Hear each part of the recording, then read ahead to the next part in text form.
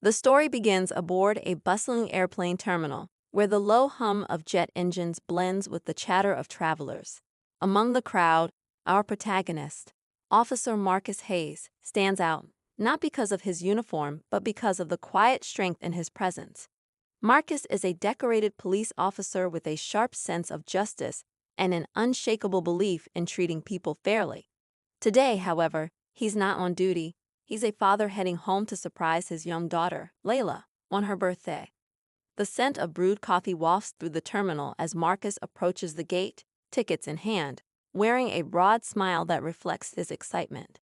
Layla had been asking for weeks if he'd make it in time, and now, after coordinating leave, he's finally delivering on that promise. As passengers begin boarding, Marcus steps forward, greeted by the warm professionalism of most airline staff. But as he crosses into the first-class cabin, he feels the subtle yet sharp sting of judgment. Enter Karen Whitman, a senior flight attendant with a pristine uniform and an air of authority. To most passengers, she appears polished and attentive, but beneath the surface lies a woman deeply rooted in her biases. Karen's gaze locks onto Marcus, her expression tightening ever so slightly. It's subtle enough to go unnoticed by others, but not by Marcus, who's trained to read people. Her tone, when she speaks, is polite on the surface but laced with an unmistakable edge. "Sir, are you sure you're in the right cabin?" she asks, her words carefully measured. Marcus, unfazed, calmly hands over his boarding pass. "Seat 3A, he replies, flashing a courteous smile. Karen studies the pass, her eyes flicking between it and Marcus as if searching for a reason to question him further. "Right this way," she finally says, though her tone is anything but welcoming. As Marcus settles into his seat, the energy shifts. Karen makes a point of lingering near him, her forced smiles and overly formal demeanor starkly contrasting her interactions with other passengers. A businessman seated nearby notices and offers Marcus a knowing look of solidarity. Still, Marcus, ever the professional, maintains his composure, determined not to let this ruin his day. The plane begins to fill, and Marcus glances at his watch, eager to reunite with Layla. But just as the last passengers board, Karen returns, her expression stern. "Sir, there seems to be an issue with your ticket," she announces loudly, drawing the attention of nearby passengers. Marcus frowns, confusion clouding his features. "An issue? What kind of issue?" Karen hesitates, clearly floundering for an excuse. "It seems there's been a mix-up. This seat is reserved for someone else. I'll need you to move to the back." The statement lands like a slap. Marcus feels the weight of dozens of eyes on him, the silent judgment of a crowd quick to assume the worst. He knows he has every right to be there, yet Karen's words threaten to strip him of his dignity. For a moment, he considers complying to avoid further escalation. But then he remembers Layla's face, her belief in his strength and integrity. Marcus stands, his voice calm but firm. "Ma'am, this is my assigned seat. I've paid for it, and I have no intention of moving unless there's a valid reason." Karen bristles, clearly unused to being challenged. Her voice sharpens, barely masking her true feelings. "Sir, I'm asking you to cooperate for the comfort of other passengers." Before Marcus can respond, a voice interrupts from behind. It's the businessman from earlier. "This is ridiculous," he says, standing in solidarity with Marcus. "The man's done nothing wrong. Leave him alone." The tension in the cabin escalates, passengers murmuring among themselves. Karen, now flustered, glances toward the cockpit, perhaps hoping for backup from the captain. But Marcus isn't backing down. Not this time. He calmly retrieves his phone, capturing the exchange as evidence. The inciting incident has set the stage, pulling Marcus from his comfort zone and forcing him into a confrontation that challenges not just his rights, but his sense of self-worth. Unbeknownst to him, this encounter will spark a series of events that ripple far beyond this flight, igniting a larger conversation about justice, accountability, and the courage to stand against prejudice. As the plane ascends, the atmosphere aboard remains tense. Marcus sits rigidly in his seat, Karen's earlier actions replaying in his mind like an unwelcome echo. He's not one to let anger cloud his judgment, but the blatant injustice of her behavior strikes a nerve.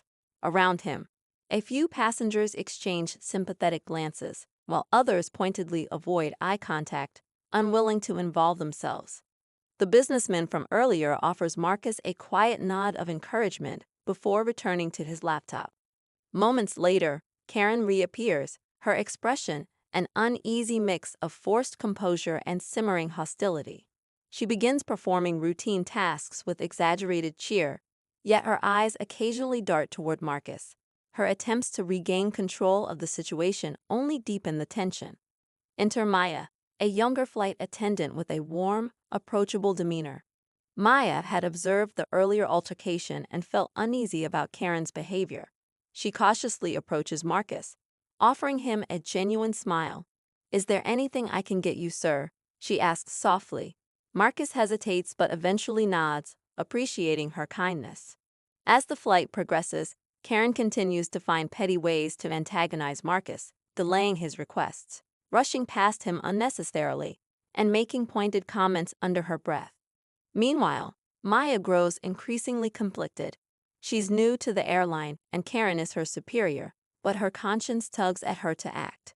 During a brief moment in the galley, she confronts Karen. "Karen, what happened back there wasn't right?" Maya says, her voice steady despite her nerves. Karen stiffens. "Stay in your lane, Maya. You don't understand how these things work." "I understand enough," Maya replies.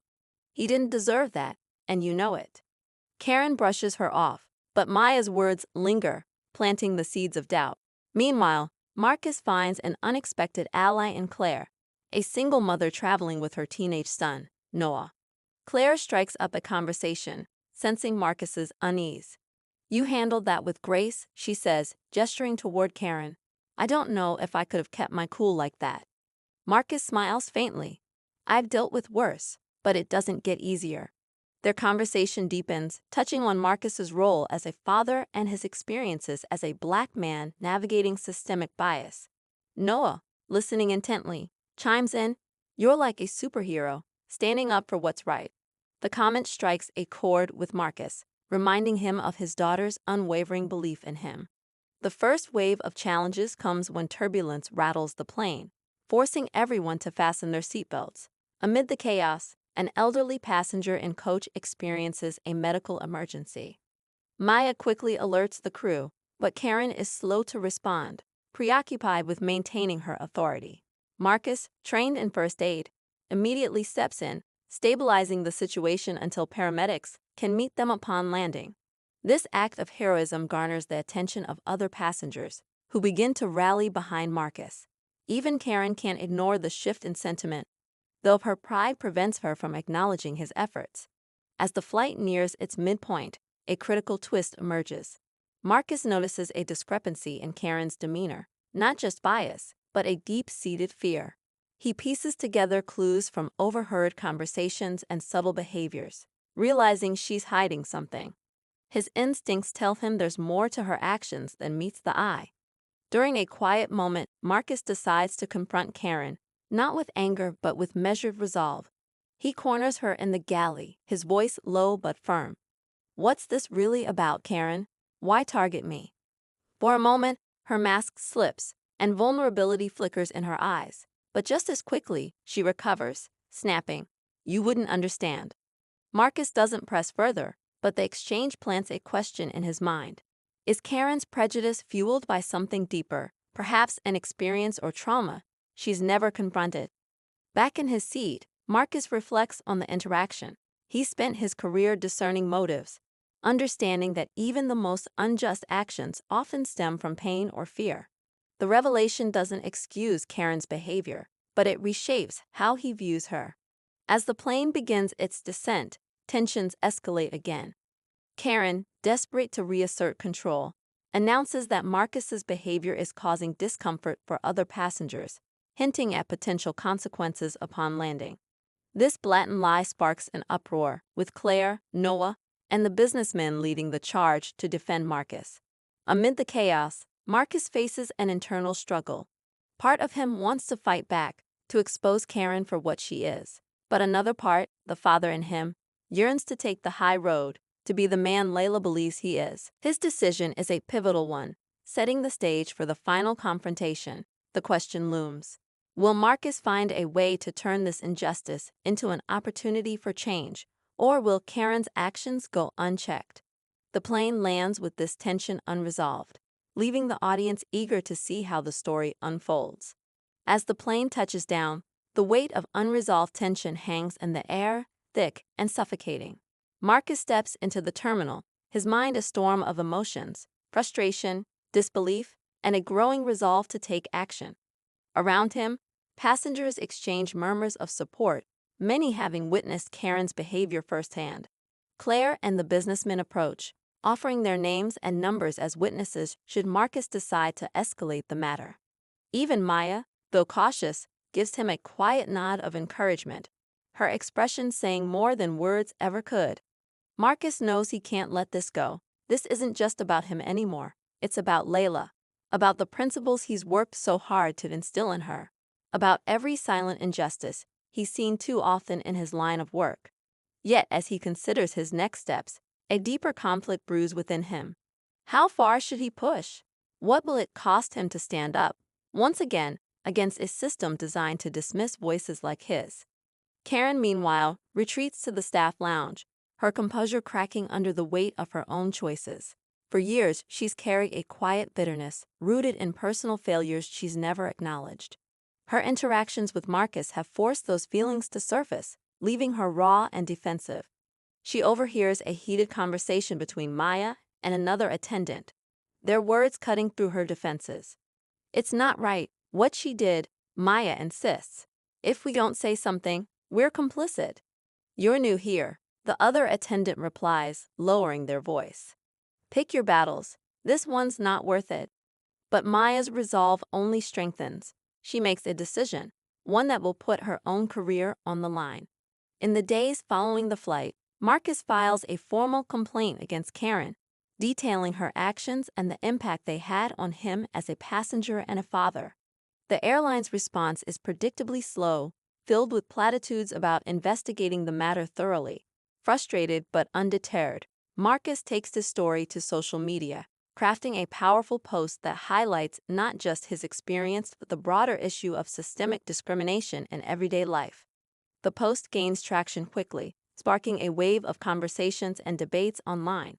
Marcus is flooded with messages, some supportive, others dismissive or even hostile.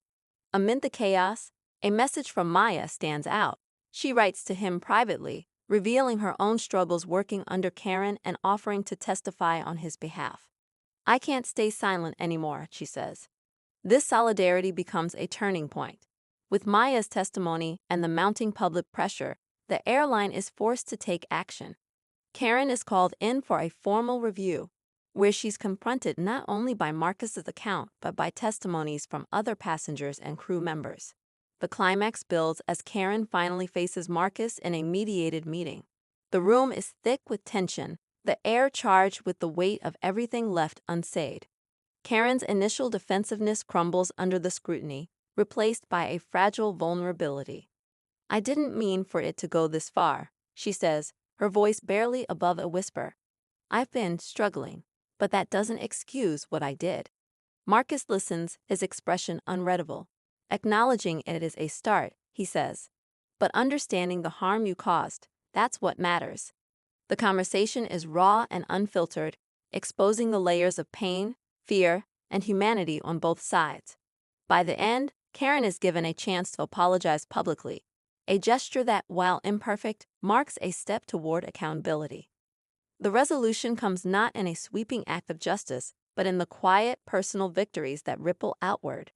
Marcus's courage to speak out inspires others to share their own stories. Maya's bravery sets a new precedent within the airline, leading to policy changes and sensitivity training for staff. Even Karen, though removed from her position, begins a journey of self-reflection, seeking therapy and confronting the biases that shaped her actions. In the final scenes, Marcus sits in a park with Layla, watching her play on a swing. She laughs freely, her joy untainted by the weight of the world. Marcus reflects on the journey he's taken, the strength it's required, and the hope it's rekindled. "Did you stop the bad guys, Daddy?" Layla asks innocently, her big eyes filled with trust. I tried, Marcus says, his voice steady. And sometimes, that's enough to make a difference. The story ends with a lingering question, a quiet call to action.